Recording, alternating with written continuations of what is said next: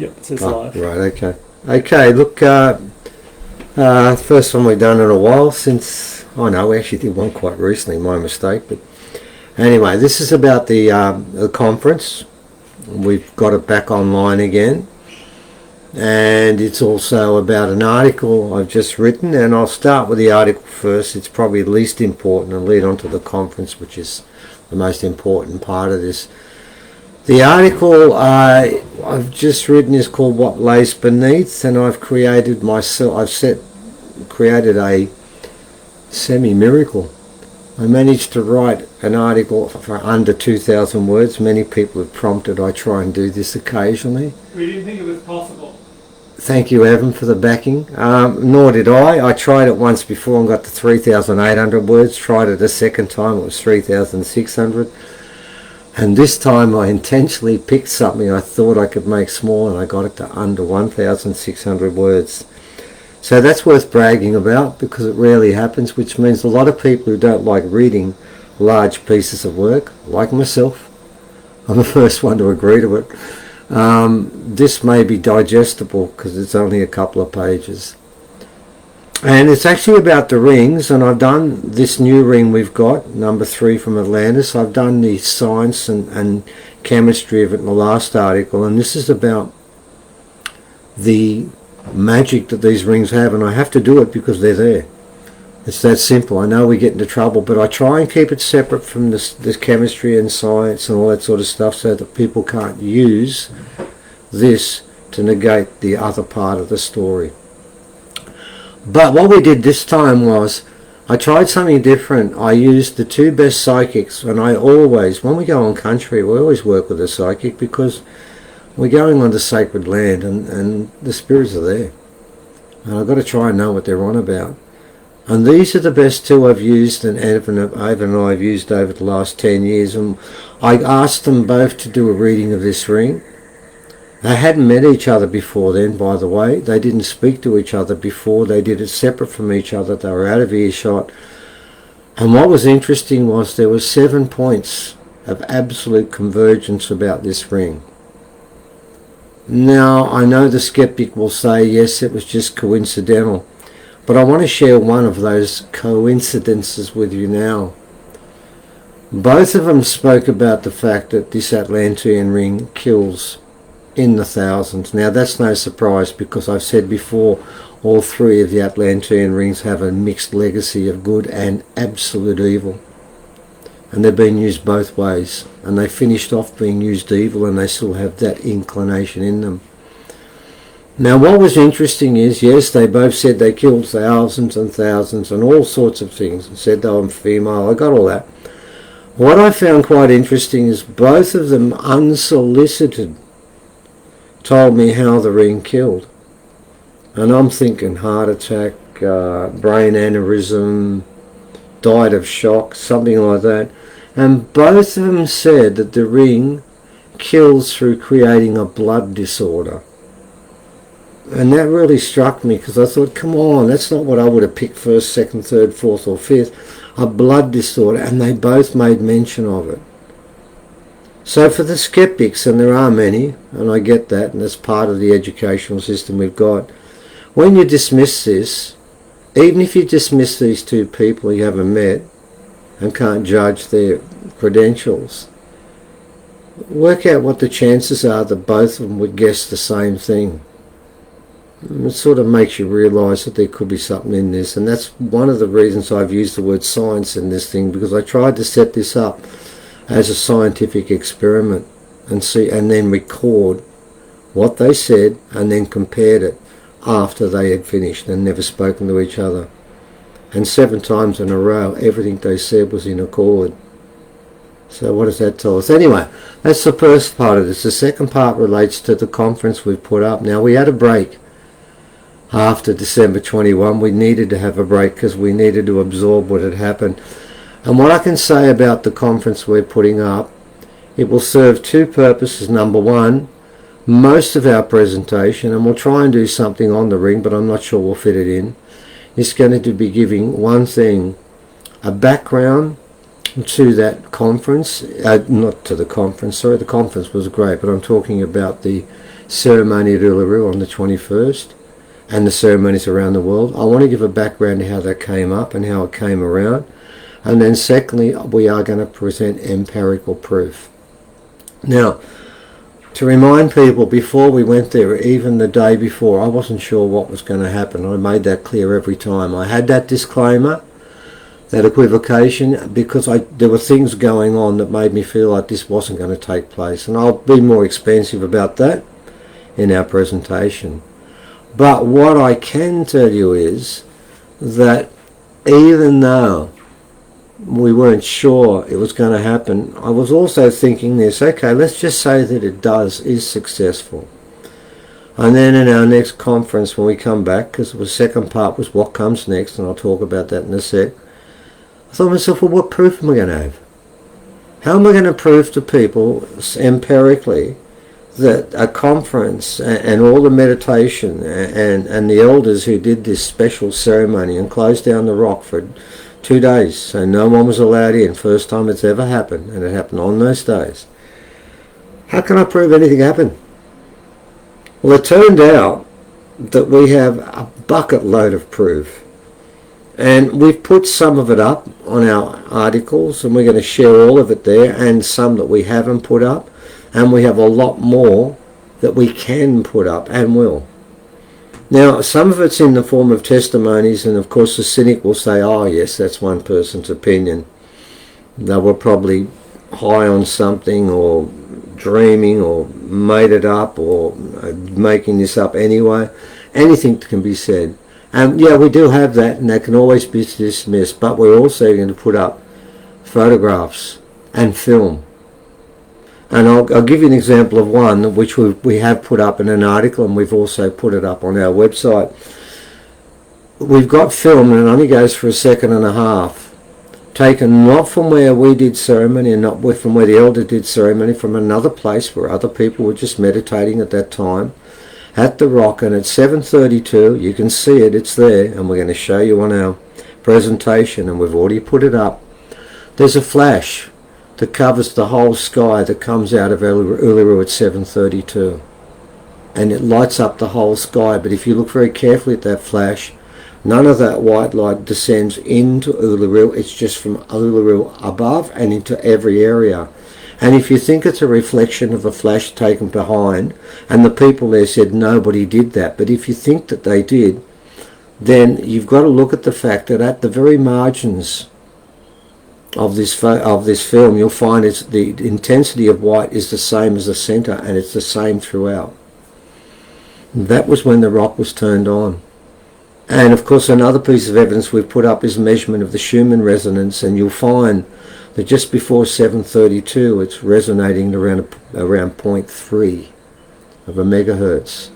And 7:32, it goes up to 30 something. It increases 100-fold and stays like that for 4 hours, then drops back, and then resonates the next day, according to the person who sent the information to us, still feeding off that energy. We've got a lot more evidence like that. Much more than I'd ever expected or hope for, or even imagine what you get. And what we'll be doing in this presentation is we'll be presenting that evidence to show to you this ceremony was successful. 15 million people meditated at the same time, and the rock, and by the way, it was never a magic box, it was Uluru itself, but it's a lovely metaphor. The magic and crystals inside that rock were turned on, and they do resonate, and there are 2 roads ahead, and we'll talk about that in some detail. But after we've provided that proof, we've asked 3 elders to then address the second part of this banner we have from the very beginning, our alien ancestry, what comes next. Because that's what this is about now. Our interest in now is what sort of person and what sort of society and what sort of road has opened to us, and how do you get on and how do you stay on, and what are the traps of the other road or the river or the path, whatever you want to call it. But I can tell you one thing, it does exist, and we have the evidence, absolute evidence. Now what we then have is we've got Uncle Lewis, Uncle Alan, and Barbara Randall. Uncle Lewis is going to do the second part of his presentation. Now the first one, for those who've seen it, was stunning. You were taken into ceremony with Uncle Lewis, and he did it on the sand, and the camera was above. You might think that we had no idea that was going to happen. I went and spoke to Uncle Lewis and told him what I wanted him to talk about in general terms, about old way truths and why we need them back. That was it with him. I didn't tell him any more. I mean, for God's sake, around our way, as far as I'm concerned, and others, he is the most old way spiritual person in this area. Why would I give him instructions? It'd be like me teaching Roger Federer how to serve. I'm not going to do that. He already knows how to serve, and Uncle Lewis knows culture better than anyone else around here, so I just let it go with him, whatever he's going to do. He may do the same thing in sand. He might pull out his didge and play some brilliant stuff from that, and I've seen him play it and heal the most incredibly sick people and bring people to tears. I know that works too. I don't know what he's going to do, but I know whatever it is, it'll be proper and good. So he'll be back doing the second part of his work. Then we're bringing Barbara Randall on. Now the reason I'm bringing Barbara Randall is she's the wife of Bobby Randall, who had a philosophy called Kanyini, and I hope I can pronounce that correctly. And it was all about Wirichin, black fella, white fella dreaming. And she gave a presentation at the conference, and I myself personally rated it the best presentation I've seen ever. Killed ours.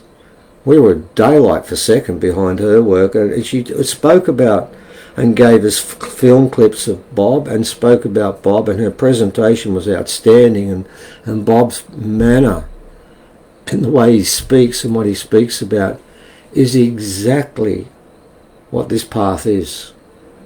It's exactly where males have got to be. We've got to change a lot. He is a perfect role model. I brought him one before, a white fellow role model, Harry's Carroll from Bondi Rescue, and I still stand by that. He is a perfect role model for the white fellas and for every fella. Well, now we're going to do it from a black fella point of view, and Bobby's not with us anymore, but he is. Barbara keeps him alive, and Barbara will bring him back to life for an hour and a quarter and tell you about one of the greatest humans that lived on this planet and how to get on that path and think the way he did and learn what he learned. That's really worthwhile. And then we finish this presentation of what comes next with Uncle Alan. He's an amazing human being. I mean, I've got the greatest admiration for him, and I won't go into details while except to say that he was born with a massive challenge that 99% of the people would fall over and say, I can't do this. And I've said in an article, he hurdles over this with a smile on his face and doesn't even look back. And he knows so much culture. He's really like a repository for culture. And what he's going to be doing is getting back to this kitchen table effect again. Okay, I want this one to be Alan just talking about things and ways, stuff he's done. He works with kids, and he's working basically to re-energize the dreaming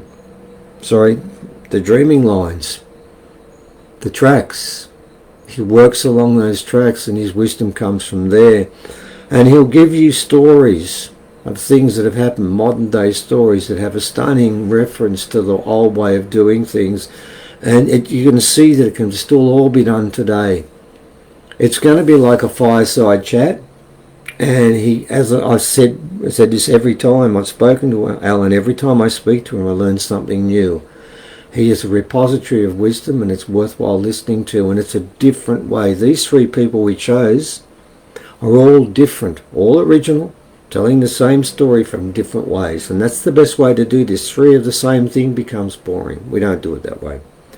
So that's what's coming up. It's on the 28th of February. It goes from 9 to 5 again. And again, you can watch it for a month. You've got many times you want to watch it. People do have a little bit of problem trying to get on to begin with. This happens every time. Just don't panic. Contact Leah. She gets everyone back on there. A lot of people are used to it. It's a bit tricky. We've tried to improve and change things a bit. We'll see how that goes, because we know there were problems. But this is the first one of a series. and it doesn't relate to a date anymore. And the last thing I want to say is, yes, Uluru been turned on, and quite a few people listening here now were part of that. And people have written back to us and said, oh, what time should we do it again? Do we have permission and stuff like this? It doesn't belong to us anymore. It belongs to everybody. You do it when you want. And listen, I've got to tell you something. If you feel like you've got to follow someone and do it their way at their time and do it the way they said, I don't think you're on the right road. Evan's going to read a quote from the Hoppy about the hour that's come, and we open with that. We're going to open with that in our presentation, and we put it in the last article. And he said, we are the ones we have been waiting for. This doesn't mean you go and find someone else. You are responsible. What happens now is, if you've meditated before, wherever you did it, go back there. The Royal Telephone's open. Do it when you want. Feed into the rock. It needs to be fed into. It needs to be charged up. But it doesn't need a timing now. It's been turned on. You can put that energy in whenever you want, whenever it suits. For the people in Iceland, you can do it when you got 1 hour of light now, when it's warm. You don't have to do it in the middle of the night. Pick a time that's convenient. Don't follow anyone anymore. Yes, to begin with, yes, we had to get this out, and others did to begin with, and we gave a time and mentioned that, and there were issues about the timing. You'll hear about that. But now it's up to you. And no one else. Do it when you want, and if you haven't done it, fine, do what they did. Go to a sacred place. Go to somewhere special. Go to the ground. Send your energy towards Uluru. And clear yourself before you do it. And send it with positive energy, and it works. I'll prove it to you. Evan and I will prove it to you. We'll show you proof that it actually worked. So, come and join us at this one coming up. It's going to be stunning. All three elders are of top shelf. They are great presenters and have great knowledge to share, and you need to hear it. Come and join us, and get your friends to come and join us too. We're not charging much, and remember, for those who don't understand that, any money made out of this is shared equally amongst all the people who participate. Nobody gets more than anyone else. When we go, this is a hunt, we're going out and sharing things, and what we bring back from that hunt is shared equally, because between us we put this together. So come and join us. You will. It's going to be worthwhile. This one's going to be really strong.